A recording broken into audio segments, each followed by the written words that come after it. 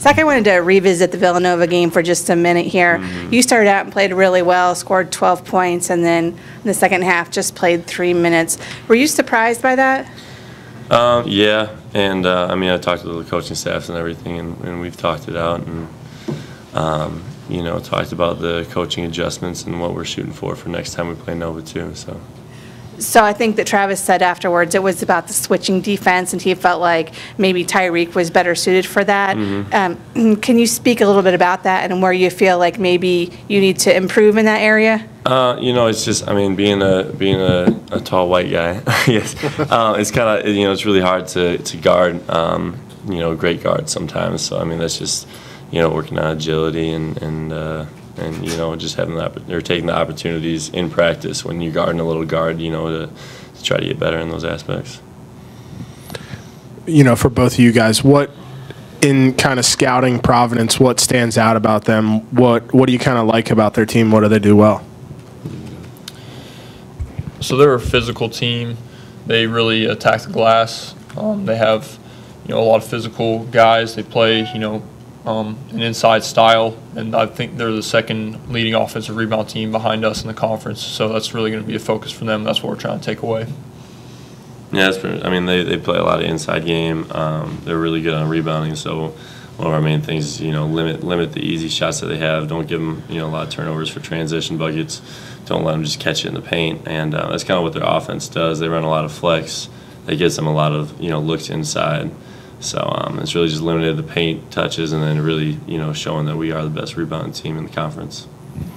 Ryan, I think since DePaul, it looks like it's been a little tough for you kind of getting rhythm. I don't think that you've hit multiple three-pointers in a game since DePaul. What needs to happen for you to kind of to get back into where you want to be in terms of shooting the basketball?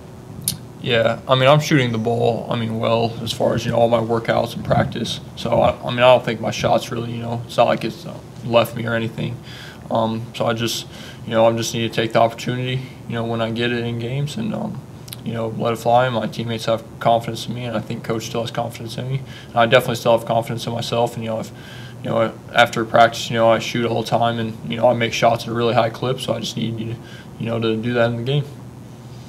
So, Ryan, kind of building off of that, you have a quick trigger and you're ready to catch and shoot, but everyone knows that you're going to. Every defense knows that you're this weapon from the outside. What has the defense been like in the Big East, perimeter defense, on you versus, say, Mountain West? I mean, yeah, I think, you know, I mean, both are good leagues. You know, this league's obviously a step up, so I think the guys, you know, are a little more, you know, probably a little more athletic, a little stronger.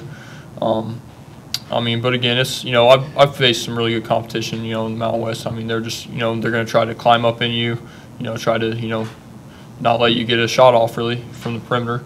You know, so I've just got to be ready when I get the opportunity, and then, you know, maybe on some of the closeouts, you know, I've thought about, you know, shot faking and driving, you know, as a counter to, you know, them really just wanting to take my shot away. So that's probably something I'll do a little more often, you know, in the, you know, for the rest of the season.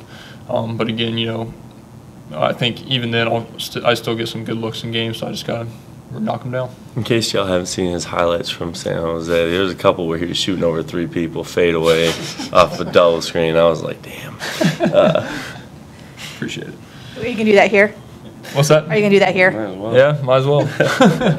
On the defensive end, you said coming into this season that, you know, you were trying to play smart, you know, to play low and to take charges and to do things like maybe cerebrally to help your defensive game. Where do you think you are defensively now versus, you know, day one here?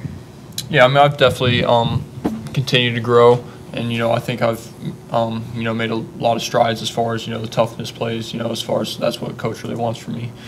You know, so I think I've just got to continue to do those things. Zach, obviously, you know, you guys lost at Villanova, but for a lot of that game, you guys were kind of right there. And I think the sense in talking to Coach and, you know, seeing some social media stuff after the game was that even though you lost that game, it kind of might have been a positive experience for this team in terms of growing up a little bit. What do you think about that? Yeah, I mean, I don't really think that the score was super indicative of the way the game was for most of it. But, I mean, obviously the final score is the one that matters.